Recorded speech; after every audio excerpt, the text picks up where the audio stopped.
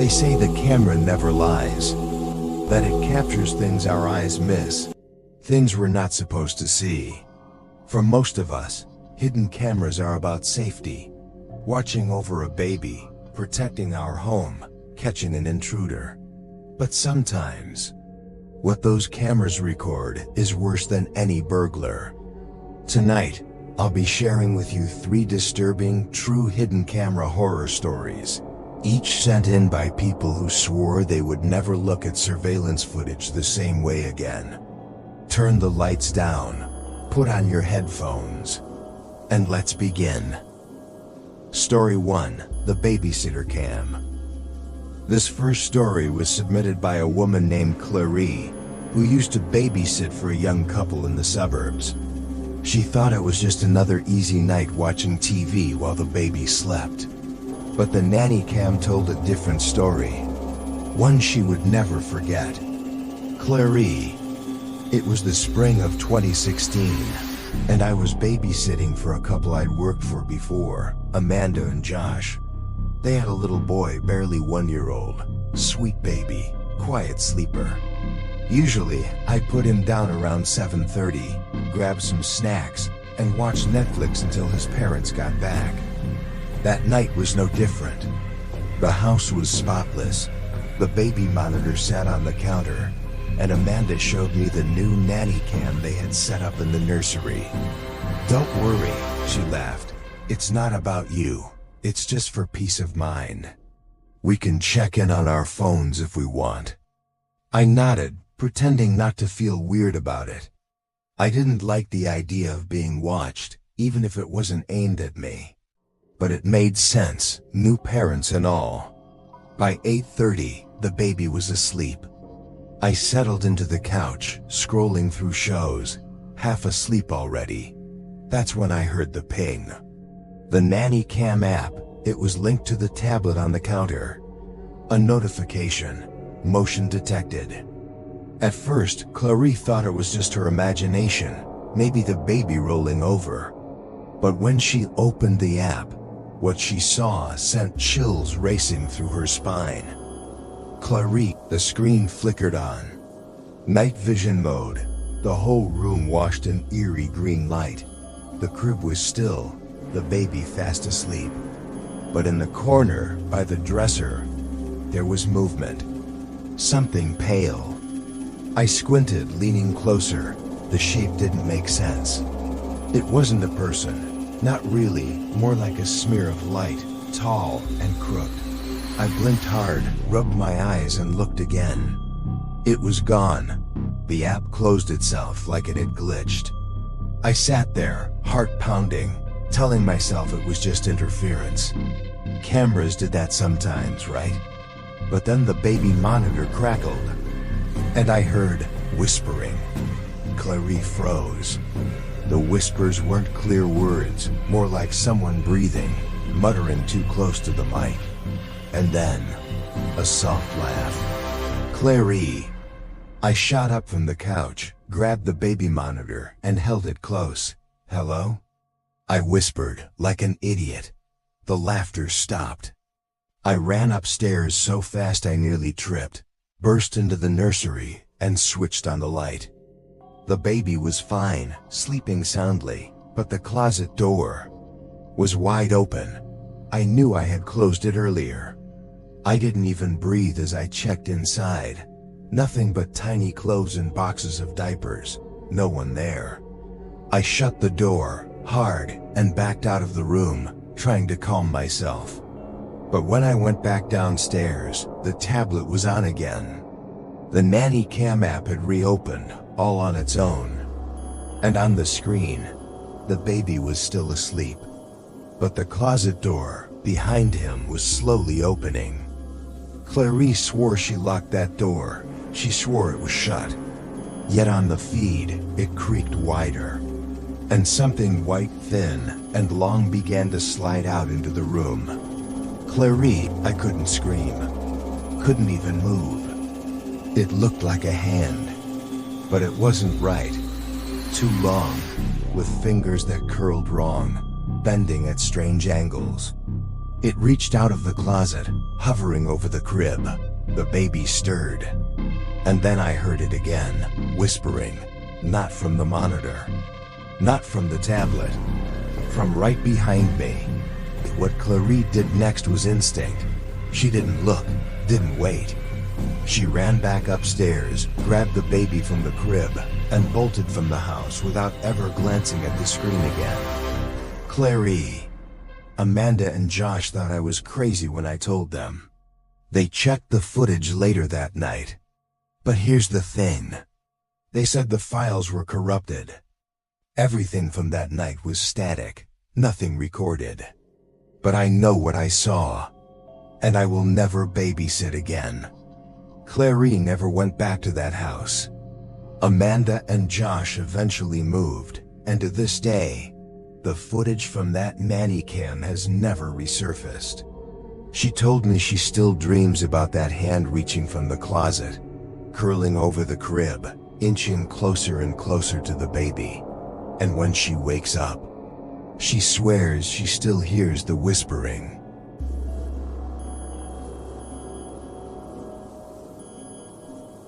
Let's dive right into story 2, the apartment hallway camera. This next story comes from a man named Derek who lived alone in a small apartment complex outside of Phoenix. He was the kind of guy who kept to himself, worked long hours, and liked his privacy. But after a string of strange noises and late-night disturbances outside his door, Derek decided to set up a small hidden camera in the hallway. What that camera captured would change the way he slept forever. Derek had been in that apartment for about 6 months. Nothing special, just a one-bedroom at the end of a narrow, dimly lit hallway. The kind of place where the walls are thin and you can hear your neighbors sneeze. At first, I didn't think much of the noises. Creaks, footsteps, doors closing, old building sounds. But around the 3rd week of January, things started happening at the same time. Always 3:15 a.m. I would start with footsteps. Slow, heavy, echoing down the hallway. Then a faint knock on a random door. Always soft, always deliberate. And then silence. I thought maybe it was a drunk neighbor or someone messing around. But when it started happening every single night, I knew it wasn't random.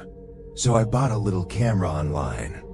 Motion activated, small, easy to hide. I set it up facing my door, angled just enough to catch the hallway. The first 2 nights, nothing. The 3rd night, everything.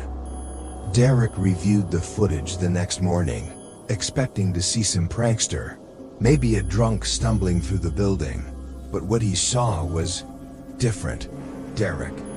The timestamp said 3:14 a.m. The hallway was empty, lit by those ugly yellow bulbs that flickered every few seconds. Then, out of nowhere, a figure walked into frame. Not walked, drifted. Tall, too tall for the space. Its head nearly grazed the ceiling, and it stopped right in front of my door. I leaned so close to the laptop screen, I could hear my own breathing. The thing just stood there, no movement, no sound. Then, it bent down, and that's when I saw its face. Or, what should have been a face. There were no eyes, no nose, just a mouth. A wide, gaping mouth stretched into a grin that didn't move. I slammed the laptop shut so hard, it nearly cracked. Derek tried to convince himself it was a glitch. Bad pixels, some kind of distortion. But the next night, the knocking started again. And this time, it wasn't just one door. Derek, 3 knocks. One after the other. Bang, bang.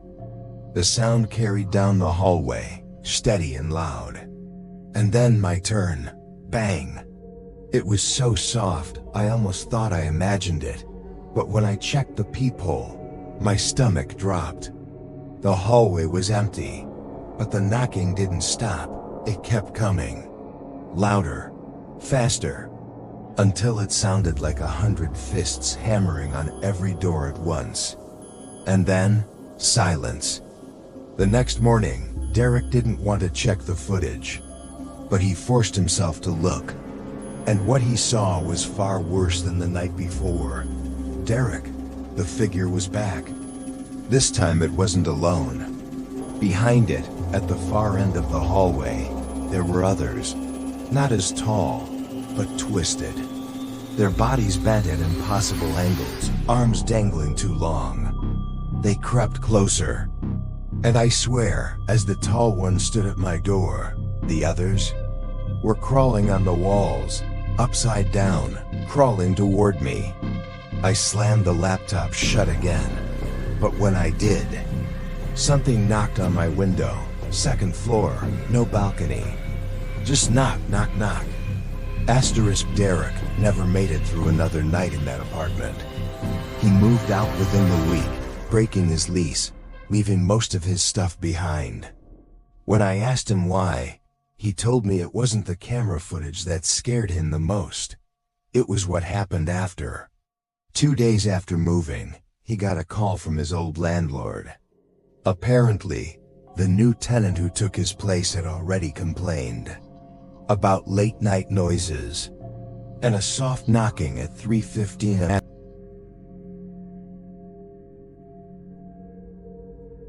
Let's close the trilogy with Story 3, The Cabin in the Woods Surveillance. Our final story was submitted by a man named Tyler, who took a weekend trip with 3 of his closest friends. They rented a cabin deep in the woods, miles from the nearest town. At first, it was supposed to be a fun getaway. No cell service, no neighbors, just silence and stars.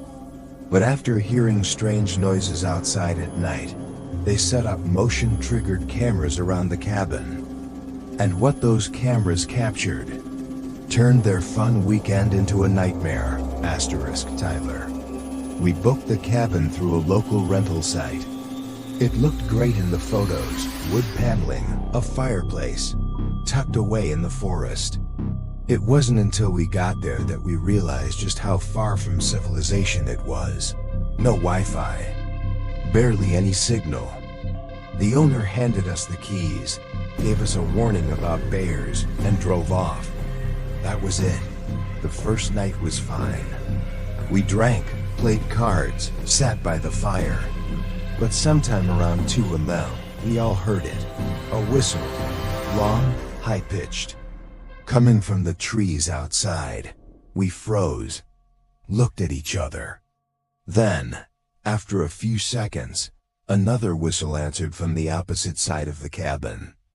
At first, Tyler and his friends thought it was just hunters, or maybe someone messing with them. But when they checked the windows, the forest was completely still. No flashlights, no movement, nothing. Tyler, the next morning, we laughed it off. But I couldn't shake it.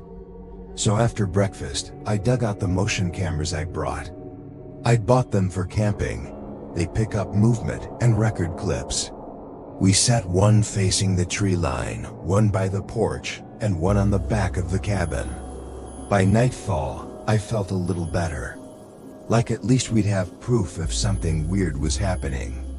But I wish I'd never looked at that footage. The first night's footage started normal enough. A raccoon on the porch, a deer at the tree line. But around 3 a.m., the back camera triggered, and what it caught wasn't an animal. Tyler. At first, I thought it was just a shadow. Something tall, standing at the edge of the forest. But the longer I stared, the clearer it became. It was a person, just standing there, not moving. Their head tilted, like they were watching the cabin. And then, another figure appeared, and another. Soon there were 5 of them, all standing at the tree line, perfectly still, staring. The group didn't tell the others right away. They didn't want to ruin the trip, but the second night, the whistling returned. Louder, closer, and this time, they didn't sound like people trying to communicate. They sounded like people mocking. Tyler. We sat in the living room, all four of us, lights off, just listening. One whistle, then another, then laughter. Not normal laughter. High-pitched, broken, like someone trying to copy the sound of laughing without ever having done it before. We didn't sleep that night. In the morning, we checked the footage again. This time, the front porch camera had triggered. And there they were, standing at the bottom of the steps, not moving, not blinking, and one of them was holding something. A dead deer. Its head twisted all the way around. Tyler and his friends wanted to leave, but they were miles from town with only one car. They decided to wait it out until daylight, pack their things, and go.